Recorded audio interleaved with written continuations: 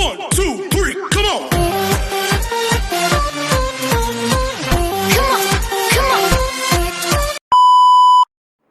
Hello beautiful people! Welcome back to my channel. This is your Mama Sam. Hola mga amigo, amiga, kumare at kumpare. Kamusta kayong lahat? Sana lahat po kayo ay okay at safe ngayong araw na ito. At syempre ko ako naman ang tatanungin nyo. Nakikita naman ninyo ang beauty ng Mama Sam ninyo. Fresh overload pa rin, di ba? Ganyan talaga kapag umiinom ka ng maraming vitamin C plus kumakain ka ng maraming banana. Dahil sa banana, mas nakakaloka ang kagandahan ng Mama Sam ninyo. Charot! So, kamusta naman kayong lahat? Happy Monday sa inyo lahat ng bonggang-bongga. And then, of course, masaya ako kasi nagparamdam na si John Herbie. So, thank you so much, John Herbie, kasi panatag na ang loob ko at happy-happy ako, promise. And then, ayun, kung may pinagdadaanan man kayo, huwag niyong kalimutan humingi ng tulong sa itaas. Walang imposible sa kanya, ganon. And then gusto ko rin magpasalamat sa walang sawang tumatangkilik syempre sa channel natin. Araw-araw, lagi-lagi sa ating mga mahal na subscribers, sa mga kaibigan. And then of course, syempre sa mga bago nating subscribers dyan. Hello po sa inyo lahat. Thank you so much. At napili ninyong mag-subscribe dito sa channel ko. For sure, magiging masaya kayo dito. And then, of course, sa mga makasolid na makamamasam dyan. Hello, hello, hello po. Kamusta kayong lahat? Kaya may pa-shoutout ako sa kanila ng bonggang-bongga. So, ito. Shoutout kay Rosario Balendres. Syempre kay Lara High 5K. Thank you so much. Snake Gem. Claire Ingles. Thank you so much. Ronnie Guevara. And then, of course, kay Robert Casanyas, Drake Magic, si Mylene Sulit, thank you so much. Barbette Elizalde, Chris Jimenez, Rosel, thank you so much. Si Julia Chong, Yaya Muhammad, Victor Michael Tanada, Melinda Martinez, hello, si Melinda Martinez, ayan, na-miss natin. Si Dave Velasquez, Ricardo Junior Quinyosala, Cesar Anyunuevo, Games Baluyot, and then si Therese Mendoza. Hello, Chris Jimenez, maraming salamat. And then, baka makalimutan natin yung iba na nagpapa-shoutout. Yung mga iba hindi ko pa nasusulat, pero very soon. Ayun, si Sharon Swansane, birthday niya malapit na sa April 7. Happy birthday in advance. Lagi ka mag-iingat. Ayun, saka God bless you and more power sa'yo.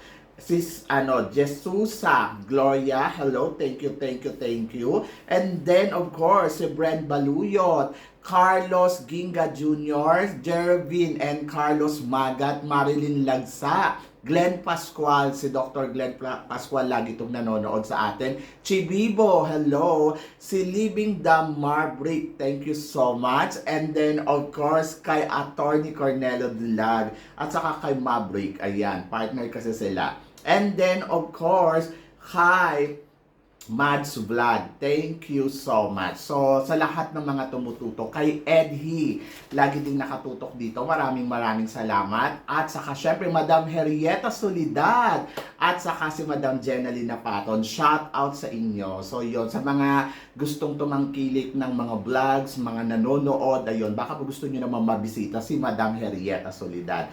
And then, of course, si Christine Ann Perez. Ayan, ang nag-iisang reyna at Diyosa ng Mama Sam Vlog. Ayan, ang sarap pakinggan yan. Anyway, so dahil lagi kayo nakasuporta, marami akong hatid na chika sa inyo na talaga magtataas ang kilay ninyo ng bonggang-bongga sa mga pag-uusapan natin ngayon. Kaya guys, wag na nating patagalin ang ating mga chika para sa una natin chika. Sabi ni Cheryl Velez, sabi nga, once you are binibini, you're always a binibini. So, kahit matalo ako, sasali ulit ako. Cause I believe in myself. Mas gagalingan ko pa at iaalay ko ang aking sarili sa laban na ito. Kahit buhay ko pa ang kapalit. So, Cheryl Velez, sabi ganon, aspirant beauty queen. O, di ba? So, yan. So, anong chika natin dyan? Akala ko nga kamukha niya si Akala ko si Janine Togono, na yung pala si Cheryl Velez. Anyway, ako masasabi ko, think positive, di ba? Sabi nyo gano'n, lagi tayo dapat think positive, nothing impossible. And then, pwedeng mangyari yan. Yes, pwede kang maging reyna. Basta, ipakita mo lang yung galing mo at huwag kang mapapagod. Malay mo, di ba? Bigla kang koronahan na Binibining Pilipinas title, di ba? Hindi natin alam kung anong title ang bibigay sa kanya. Pero ayun nga, so maganda yung ipinapakita niya dito, very positive, and then ayun, naniniwala siya sa sarili niya. Ayun naman talaga yung kailangan gawin, lalo na kapag beauty queen ka, di ba? So dapat ang paniwalaan mo talaga yung sarili mo. Kaya good job, maganda yan, magandang mindset yan. At tignan natin kung hanggang saan na makakarating ang laban niya ngayon dito sa Binibining Pilipinas. Sabi ng ganon, once you are binibini, you're always a binibini. O diba, taray? So go, Cheryl Velez. Gusto ko yung mga ganyang positibo yung pananaw. And then, walang masama as long nakakapasa ka, and then nakakapasok ka. So, ibig sabihin, okay, di ba? So, hintayin mo lang yung perfect timing para sa'yo. Malay mo itong taon na to, ikaw ang isa sa mga koronahan ng Binibining Pilipinas, di ba? So, malay mo, mag-runners up siya, mag-title siya. Why not? Di ba, Christine? And then, para sa sumunod natin, chika, dating Miss Universe, kinasal na. Yes, kinasal na nga si Suvini Tonsi sa kanyang boyfriend. At ngayon, at ito nga, masayang-masaya na nagsiselebrate si Suvini Tonsi para sa kanyang wedding. Anong chika natin dito? Siyempre masaya tayo sa mga beauty queens na kinakasal. Ayan si Olivia Culpo, tapos ngayon buntis na. Tapos si Pia Wurtzbach, di ba? Tapos ayan na si Suvini Tonsi. So masaya yung feeling kasi nakita natin na sobrang perfect ng buhay nila. Bukod doon sa na-achieve na nila na maging isang Miss Universe at maging bosses, di ba? So ngayon, ayan na. So syempre, meron din silang focus sa buhay. At I'm happy for Suvini Tonsi. Sobrang masaya and good luck, di ba? Good luck sa kanya kasi yung ibang mga beauty queen, ayan, nakakasal tapos biglang naghihiwalay. I hope na sana maging maganda ang pagsasama nila ng kanyang jowa, di ba? Forever. Ganon. So, sana malagpasan nila yung mga pagsubok na darating sa kanila and laban. Ganon. Buti pa si Suvini Tonsi. And coming soon, tignan natin kung sino namang Miss Universe ang ikakasal. Ang dami ng mga Miss Universe no na nag-asawa. Ay, nako. So, ito ang sumunod natin, chika. Queen of Germany 2025 National Selection, si Anna Lacrini. Isa sa mga kandidata dito. Anong chika mo dito, Mama Sam? Well, kala ko nga sa Miss Grand siya sasali. Excited pa naman ako for her. And then, why not? Diba? So, malay mo, magtagumpay siya dyan sa pageant na sinasalihan niya. Kung pageant man yan, kung ano man yan, hindi ko kasi alam.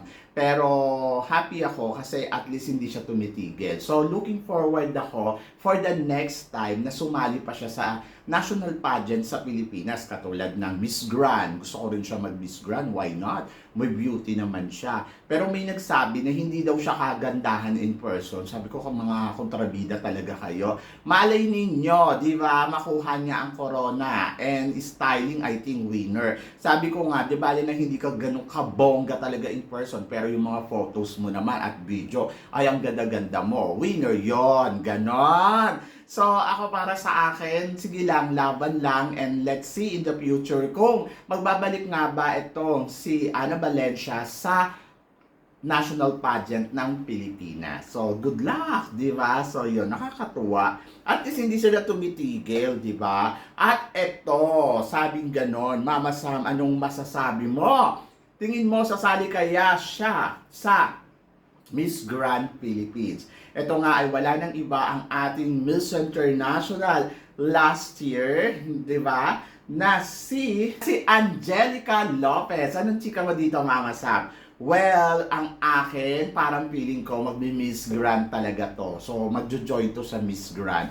Ang sexy, di ba? Parang masabi ko talaga na parang wow. Maganda naman talaga si Angelica Lopez. Sino bang umaayaw sa beauty niya? Kung beauty ang pag-uusapan, talagang iba talaga ang ino-offer ng face or beauty ni Angelica Lopez. At parang feeling ko talagang palaban. Gusto ko siyang sumali sa gusto ko siya sumali sa Miss Grand Philippines ngayong taon na to. Kasi syempre, unfair naman yung nangyari sa kanya sa Miss International. Nang ganun-ganun lang na parang nabaliwala lang yung ganda niya. And gusto ko mapatunayan niya na di ka libre talaga ang beauty na meron siya. Kaya go, go, go. So kung sasali siya ngayon, gusto ko manalo siya. Dahil alam kong palaban naman ng Angelica Lopez at talagang kaya niya ang Miss Grand Philippines. Kasi may beauty naman talaga ang Angelica. Tapos ang ganda po ng katawan. Di ba? So nakita ninyo, mukhang nagpaparamdam si ate. O, di ba? Alam ba, pumunta siya sa Miss Earth. Di ba? So I think sa Miss Grand pupunta yan. Kaya abangan natin kung magmi-Miss Grand talaga siya this year. Ganon! At para naman sa sumunod natin, chika, Laguna nag-number 1 sa Hello Glow event. Top 5 ni Adam. So, yon. So, ang mga napili niya si Pasay, Sultan Kudarat, Muntinlupa, and Quezon Province. So, anong chika ko dito? Eh di wow, di ba? Why not? Kasi maganda naman talaga si Laguna. Nakita naman natin na isa to sa mga tinik talaga sa mga kandidata na lumalahok ngayon. Kaya hindi ako magtataka kung nag-number 1 siya kay Adam. Kasi sa akin talaga napapansin ko din talaga ang beauty na meron ito si Laguna. At in fairness naman kay Laguna, umaarangkada talaga. So, I'm happy kasi maganda yung top 5 niya. And then, tignan natin, di ba? Ako siya nga ba ang mananalong Hello Glow dito sa Miss Universe Philippines. Kasi maganda naman yung atake niya. Pero kung ako tatanungin mo, syempre, Atisa pa din ako. Charot. Kasi si Atisa kasi talagang may glow. At iba yung dating. Kung hindi man si Atisa, si Sultan Kudarat. Oo, iba din ang eksena at iba din ang glow ni Sultan Kudarat. Do you agree, guys? Kasi talaga nag-glow talaga ang beauty ni Sultan Kudarat. In fairness. So, yan. At umi-eksena ng bonggang-bongga ang lola mo. Nagiging palaban talaga. At sabi ko nga, exciting yung ipinapakita nito eh. But tingnan natin kung aariba nga ba ang mga ito sa susunod nilang laban sa Miss Universe Philippines. So, I'm so excited. Pero ito, mas nakaka-excite. Possible na mag-top 3 sa Miss Universe si Eloisa, Atisa at Liana. Anong masasabi mo dito, Mama Sam? Bakit hindi? Palaban silang lahat, di ba? So medyo mahirap nga yung taon na to kasi nga umaarangkada talaga lahat ng candidates at walang tapon dahil lahat sila talaga ay magaganda, magagaling. So pwedeng mangyari to ha na sila ang mag-top 3 dito sa Miss Universe Philippines at nakikita ko na grabe, nakaka-excite kasi talagang ayaw magpakabog ng bawat isa. Lahat lumalaban. Si Eloisa, nakikita natin na promising yata para sa corona ng Miss Universe Philippines kasi ngayon pa lang, Diyos ko, nararamdaman ko yung laban niya. Lalo siyang lumalakas habang tumatagal ang competition. At in fairness sa mga styling niya, talagang kabog. Medyo nakakaloka. And then number 2, ayan, si Liana Aduana. Alam naman natin na total package din to. Magaling ang comm skills niya at nakikita natin na talagang ibinibigay niya rin ang lahat. So may mga nagsasabi na nako, pang ano naman niya si Liana Aduana pang Miss Grand. Pero guys, kasi ito kasi yung style niya and we had to accept na inilalaban niya to ng bonggang-bongga. So no pressure for Liana Aduana and let's see na lang kung ano yung may offer niya. For now, nakikita ko na malakas si Liana Aduana at pwede din talaga makatungtong ng top 3 sa competition na to. Atisa Manalo, nothing impossible naman kay Atisa Manalo.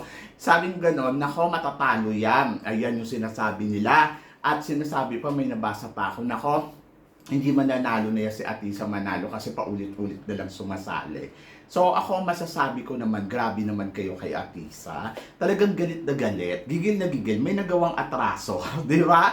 Kung husgahan ninyo si Atisa, parang akala ninyo talagang alam na alam ninyo yung laban. So ako ang akin lang, kung ayaw ninyo, okay lang naman. Pero kung support na lang. And then, at the end of the story, we are looking talaga na kung sino ang the best candidates. And then, one of them na lumalaban ay si Atisa Manalo. Ang nakikita natin na the best candidates para sa Miss Universe Philippines. And then, tignan natin kung ano ang ipapakita ng isang atisang manalo dito sa competition nila, di ba? So for now, nakikita natin na talagang umaariba naman ng bonggang-bongga. Siguro dagdagan lang ni Atisa ng konting, init pa ang laban niya. So, ayun yung kailangan na idagdag. At konting eksena pa. Ganon. At nakikita ko naman, papunta naman siya doon. At wait na lang tayo kung ano ang pasabog na gagawin niya sa laban niya dito sa Miss Universe Philippines. So,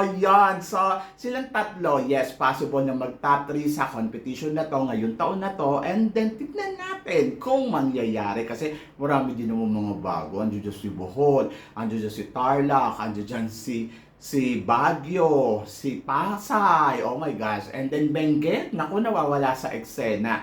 Ako naman si Benguet naman, magaling naman to si Benguet. Siguro hindi lang time doon sa Hello Glow, pero tingnan natin sa swimsuit nila sa Boracay. So yan yung mga kaabang-abang sa mga kandidata. And then, malaman natin kung ano ang ipapakita nilang laban sa Miss Universe Philippines ngayong taon na to. Are you excited for them? Kasi ako, yes, sobrang excited na ako. Kaya, laban yan. So, So, kayo guys, ano guys ang masasabi ninyo dito sa mga tsikahan natin ngayon? I-comment below mo yan para at least malaman ko naman kung ano naman ang chika mo dito sa mga tinatalakay natin. Syempre, maraming salamat guys sa inyong lahat sa suporta at pagmamahal na binibigay ninyo syempre dito sa channel ko. At sa mga hindi pa po nakaka-subscribe, please don't forget to click like and subscribe my channel at i-click nyo na rin po ang notification bell para more updated kayo sa aking mga chika. Sabi ng ganon, always keep smiling and laban lang. So guys, hanggang dito na lang. Hanggang sa muli natin chikahan.